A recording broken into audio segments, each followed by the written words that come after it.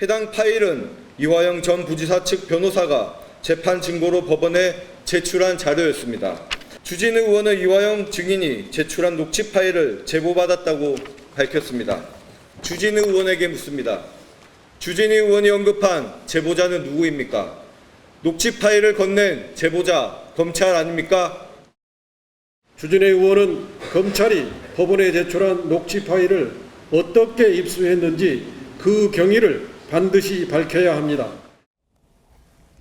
자, 민주당에게 얼마나 크리티컬한 그런 녹취인지 모르겠습니다만 민주당의 국회의원들이 나서서 기자회견관 자청해서 그 출처 뭐냐 이렇게 따져 물었어요. 그런데 그 녹취록은요. 이틀 전 청문회가 열리기도 전에 한 더 이틀 전인가요? 한 인터넷 매체에서 단독 뉴스라고 이미 보도를 한 내용입니다. 이재명 대표도 그 기사를 SNS에 공유도 했었고요. 정혁진 변호사님. 네네. 이게 기사가 같은 녹취록이에요. 그런데 검찰이 회유를 한 게 맞다라는 취지로 쓰여 있다는 것만 다릅니다. 같은 녹취록을 두고 주진우 의원은 이거는 이화영 씨가 은밀한 곳에서 자신의 내밀한 감정을 드러낸 것이다 라고 해석한 것이고, 같은 녹취록을 갖고 인터넷 매체는 다른 해석을 보도했어요. 어쨌든 같은 녹취록이란 말입니다. 근데 일단은 저는 이해가 되지 않는 게 세 가지가 있거든요. 첫 번째는 내용도 내용이지만 어떻게 저런 녹취록이 가능하지? 저도 변호사고 그 구치소에 접견 가는 일 많이 있었지만 원래 구치소 들어갈 때는요. 변호사도 핸드폰이나 녹음기 못 갖고 들어가게 돼 있습니다. 그러니까 들어갈 때 다 그 제출하고 그 교도관들한테 제출하고 아무것도 없는 상태에서 볼펜하고 종이하고 기록만 들고 들어간단 말이에요. 그런데 저 김영태 변호사는 뭐 핸드폰을 그러니까 쉽게 말하면 이 이야기거든요.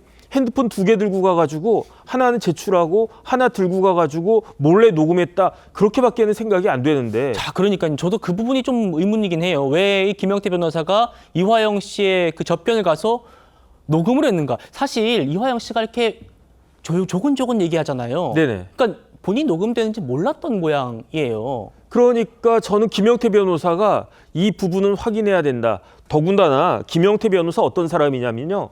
지난번 이재명 대표 경기도지사 할 때 그 권순일 대법원 판결 나왔을 때 그때 변호인단 중에 한 명이었어요. 그때 대법원에서 로펌을 무려 9군데나 선임했었는데 이재명 대표가 그중에 하나가 법무법인 덕수의 김영태 변호사였거든요. 네. 그러니까 누구보다도 이 사건에 대해서 잘 알 수밖에 없는 그런 위치에 있었던 사람 중에 하나가 아닌가, 저는 일단 그 생각을 하고, 그다음에 제가 굳이 따지자라고 하면은 김영태 변호사가 자기 밑에 있는 다른 그 도와주는 어쏘 변호사를 데리고 갔는데 그 변호사가 뭐 핸드폰 2개 들고 갔었나? 저는 잘 모르겠고, 그다음에 어떻게 보면은 이 녹취록이 그 오픈이 됐다라고 하는 거는 김영태 변호사가 직접 녹음했을 수도 있겠다. 저는 그런 생각이 드는데 이거는 형집행법 위반인 거거든요. 그러니까 이 부분에 대해서 명확히 해야 될 것 같고, 그다음에 그 두 번째는 그 내용이 너무 황당한 내용이 많이 들어있지 않습니까? 뭐 오늘 뭐 광장 같은 내용도 있었지만